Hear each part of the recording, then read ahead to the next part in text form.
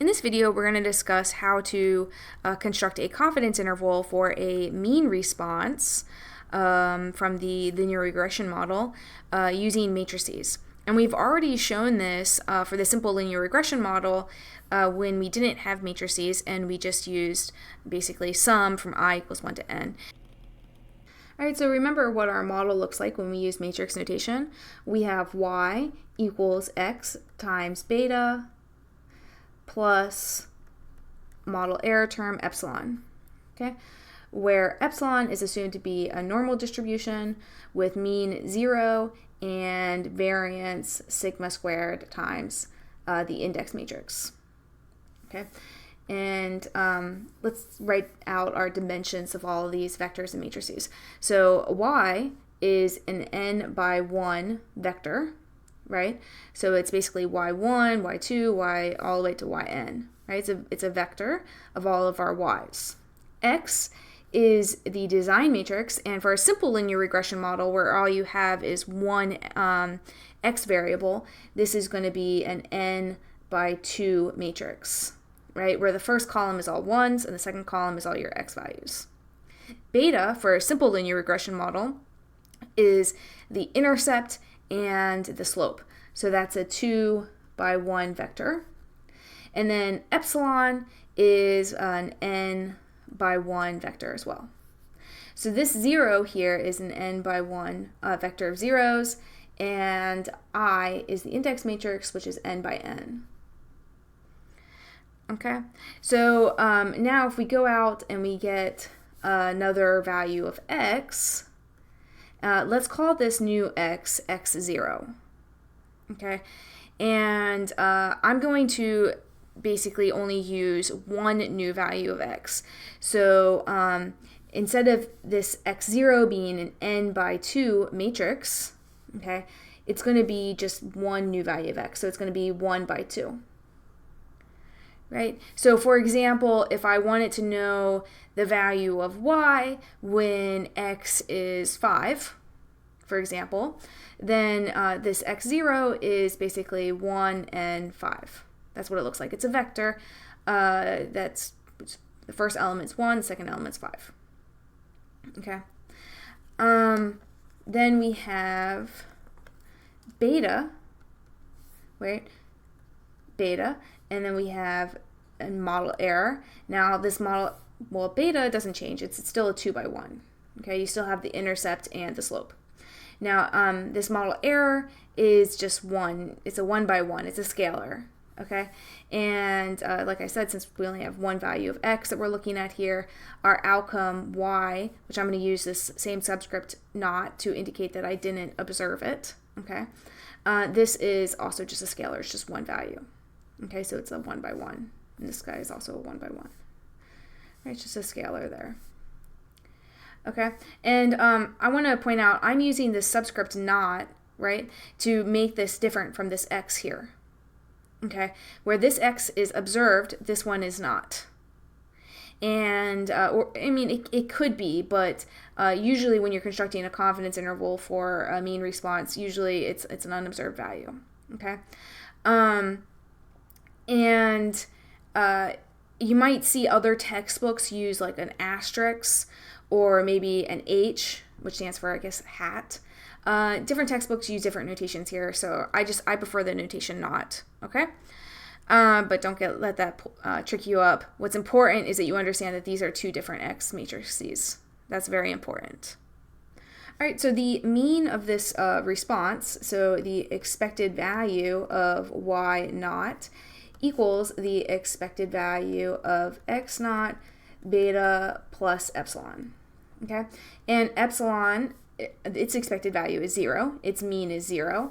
This is a constant, right? Because x is assumed to be non-random, and beta is our model parameter. So this is a constant. So this basically comes out to x naught beta. So the expected value or the mean response is x naught beta. All right. So how do we estimate this? We estimate this using y naught hat, where y naught hat equals this x naught times b. Okay, and I just want to point out once again, so I'm assuming this x naught is a 1 by 2 and b is 2 by 1. So when you multiply these, you get a scalar. So y hat naught is a scalar. It's just a one number, all right? And this y hat naught, this is the estimator for that mean response. Okay, so this is our estimator, right?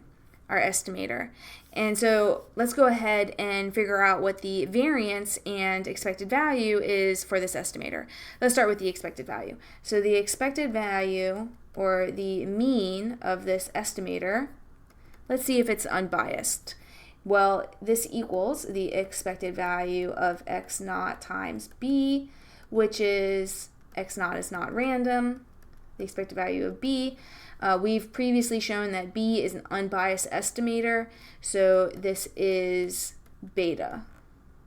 Okay, good. So this estimator, it's an unbiased estimator, right? So next we would need to derive the variance of this estimator. So the variance of this estimator is going to be the variance of xo times b. All right, so just as a side note, when you have the variance of say A is a matrix of constants, that times y, which y is random, this equals A times the variance of y times A transpose.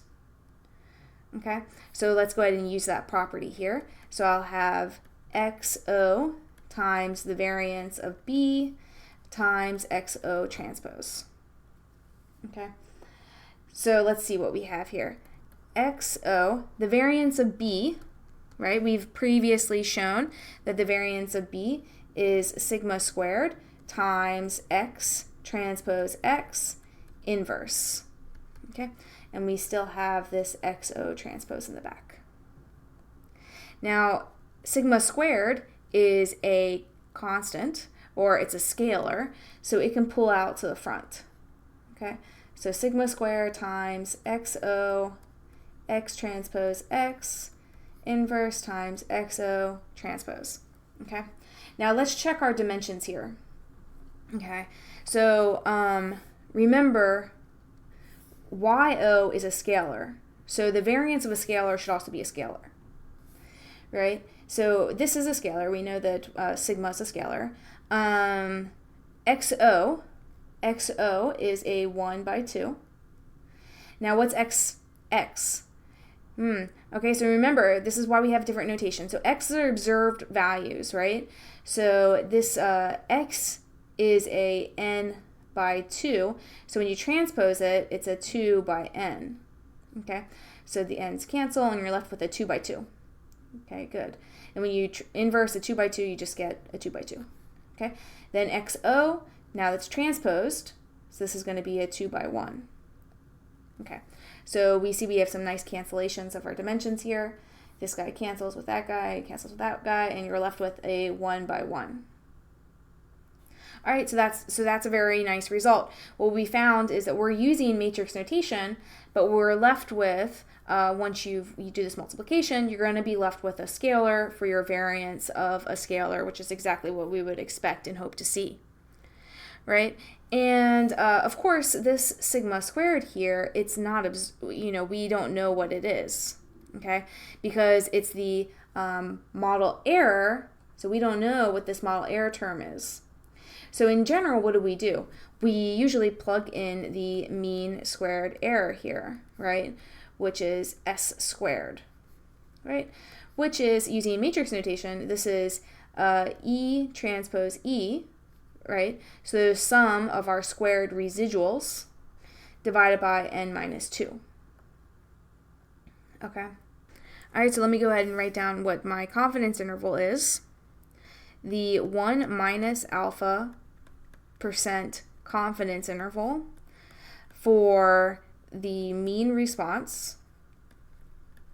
So the mean response, which is the expected value of y naught, we're left with y hat naught plus or minus the t distribution, alpha divided by 2, and the degrees of freedom is n minus 2, because that's the denominator of our estimate of the mean squared error. Okay, and then we have the square root of s squared xo x prime, or x transpose x inverse times xo transpose, right? And of course you can take a square root of this because, like we've previously discussed, this is a scalar, okay? And you could pull out this s squared, right? You can pull it out of the square root. Let me go ahead and do that really quick. So then I would have just an s there, right? So here we go. That's my conclusion. Using matrix notation, this is the 1 minus alpha confidence interval for the mean response.